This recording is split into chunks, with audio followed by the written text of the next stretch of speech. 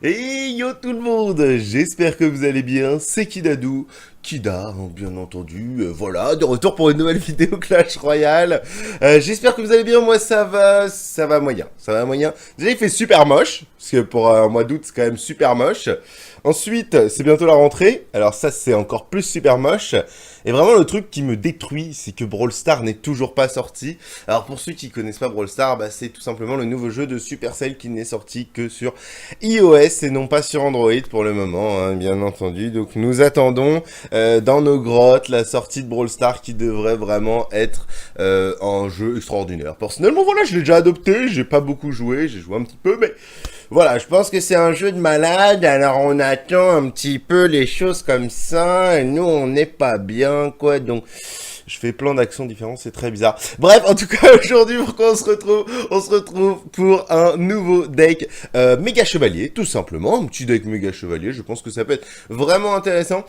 On a une méta qui a un petit peu tourné, on parlait d'une méta, je vais lancer un petit combat, vous verrez un petit peu le deck, je vais vous expliquer un petit peu, sinon c'est pas très compliqué, c'est un deck cochon méga chevalier, grosso merdo avec foudre, j'ai changé quelques trucs qui me plaisaient pas vraiment, donc voilà, je l'ai fait un petit peu à ma sauce, donc voilà.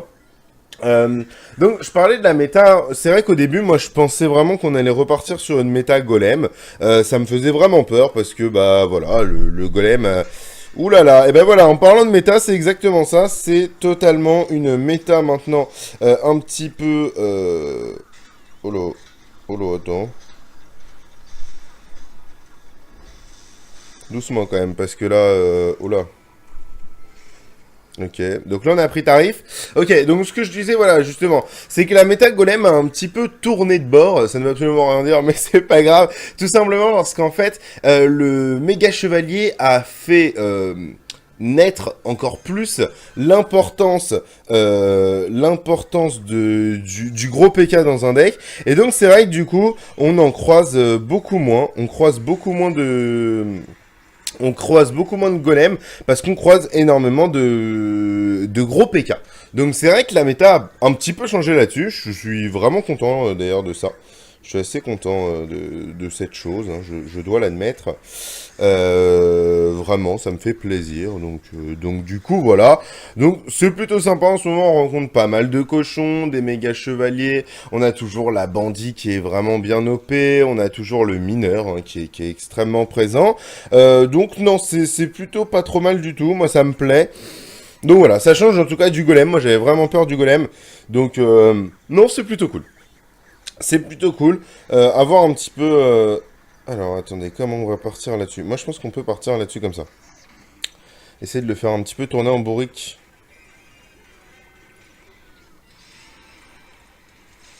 Nice, le zap. Là, on va pouvoir mettre pas mal de dégâts. Ok. Donc là, petite technique. Vous prenez le centre d'ici. Vous faites comme ça. Et là, hop là, bonsoir. Allez.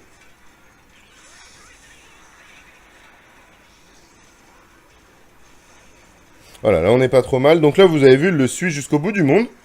Donc ça, c'est pas trop dégueu. Là, on va pouvoir, nous, aller le chercher très rapidement avec ça. Là, j'aurais peut-être dû lancer mon cochon, c'est pas grave. Alors là, on va clairement foudrer ça. Là, on n'est pas trop dégueu. Et là, normalement, vu qu'on a pas mal d'élixir d'avance sur lui...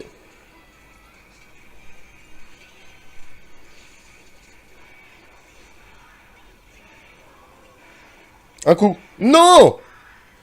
Ok, vous avez énervé Superman.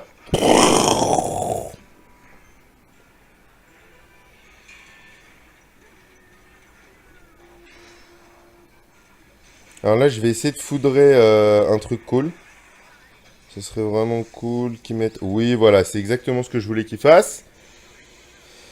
Voilà, donc là, on est plutôt bien. Donc là, même technique de fourbe. Oh non, quoi qu'on n'est pas obligé. Ah si, on va être obligé.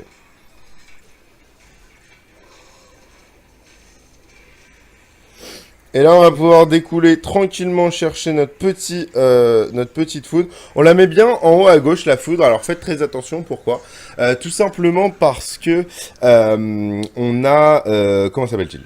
On a la foudre, en fait, pour ceux qui connaissent pas vraiment bien la foudre. Hein, voilà, on sait jamais. elle va frapper les trois endroits, voilà, on va dire ça comme ça, les trois endroits qui ont le plus de vie. Donc, que ce soit de la cabane, des troupes ou la grosse tour, tout simplement, elle va taper une de ces choses, enfin trois de ces choses-là qui ont le plus de vie. Donc, remettons-nous en situation. Là, la tour avait 66 points de vie. Donc, à partir de ce moment-là, si, imaginons, il avait l'armée de barbares, par exemple, les 4 barbares, et qu'il les posait à côté de sa troupe, à côté de sa tour, eh bien, ma foudre n'aurait pas du tout touché sa tour et aurait tué en fait 3 de ces barbares. Donc faites très très attention à vos placements. Donc c'est pour ça que quand vous voyez qu'il a des choses comme ça, essayez de jouer peut-être intelligent, ne vous précipitez pas parce que ça peut totalement vous être fatal en fait ce genre de move. Et donc du coup à partir de ce moment-là, essayez de vraiment gérer. Alors attendez, parce que là je me demande si je vais pas foudrer tout ça. Ouais, moi je pense que je vais foudrer tout ça. Hein. Voilà, c'est assez intéressant pour le coup. Un dernier coup. Voilà, nice. Ok, donc là on va sortir les petites. D'accord, donc on va sortir ça. Histoire d'être vraiment tranquille. Et on va pouvoir repartir sur un cochon assez rapidement. Là il vient de dépenser 9, donc c'est pas non plus banal. Hein. Voilà. Hein. Donc on va pouvoir aller chercher assez rapidement, je pense. Ouh, belle tornade. Du coup... Mon cochon va quand même taper une fois. Voilà, donc ça c'est pas trop dégueu. Va falloir faire attention à ça. Moi je vais défendre comme ça, je pense. Voilà, on est bien. Là il va devoir défendre dessus, sinon il va prendre quelques dommages et des dommages pas très négligeables. Ce qui ne veut absolument rien dire en français. Mais voilà, il était obligé de défendre dessus. Là on n'est pas forcément obligé de défendre dessus, mais je vais juste aller le chercher avec mon électro-sorcier histoire qu'il se calme un petit peu. Et puis, pourquoi pas? Allez, pourquoi pas? Non, pourquoi pas? Pourquoi? Ça, c'est la vraie question. Pourquoi? Alors, s'il peut mettre un coup, je dirais pas non.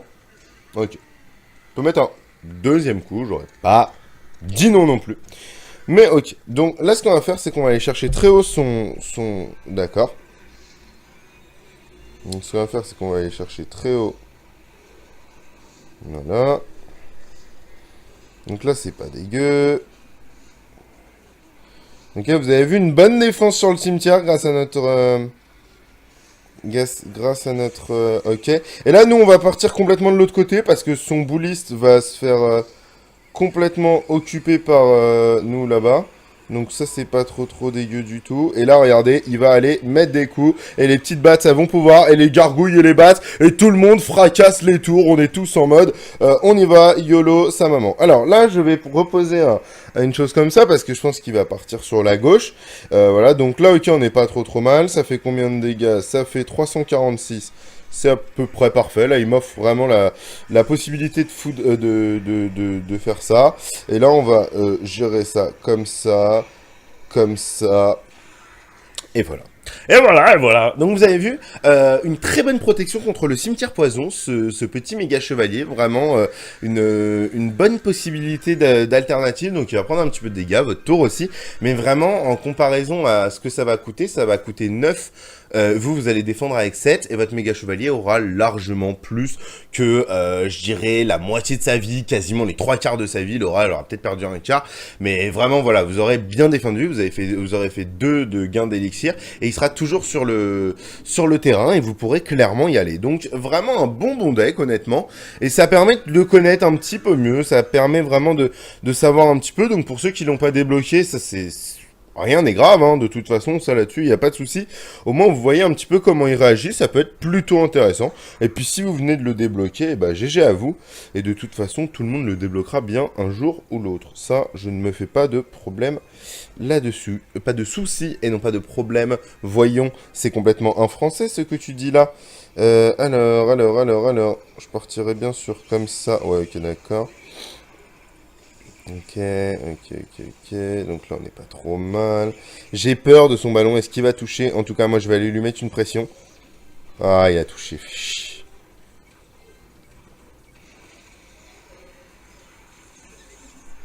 Ouais, je mets encore plus de pression avec le zap.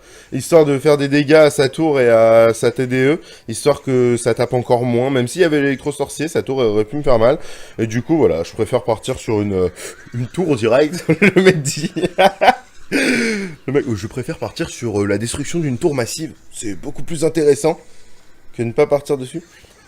Ah merde. Merde. Ok, donc on a pas mal de choses. Il a des flèches, d'accord. Donc il va falloir faire extrêmement attention. J'ai un peu peur. Je dois l'admettre que j'ai un peu peur. Je vais peut-être plus partir sur des bats au début. Essayer d'aller chercher très très haut ces gargouilles. Voilà. Exactement de cette façon-là. Voilà, nice. Et là, donc du coup, on va pouvoir... Voilà, donc nice, complètement. Et là, par contre, à droite, ça va être chiant. Hop là. Je vais pas défendre. Avec les chauves-souris qui auraient pu me permettre d'éviter peut-être 2-3 coups. Mais je pense qu'il va falloir garder son élixir pour essayer de le counter de l'autre côté. Aller lui faire très très mal quand il va poser son molosse. Donc, je choisis de prendre des dégâts. Peut-être à tort, à voir. Ok, c'est maintenant qu'il faut y aller par contre. Et là, il va peut-être poser sa TDE. Mais là, regardez. Ça, c'est nice. Là, on est bien. Là, on est très, très bien. Merde, je voulais pas faire ça. Ok, nice. C'est pas grave. Ok, donc là, on va aller chercher ça comme ça. On va aller chercher ça comme ça. On va faire ça comme ça. Ok, donc là, on est vraiment bien, là, pour le coup. Oh, j'ai envie de... Ouais, j'avais envie.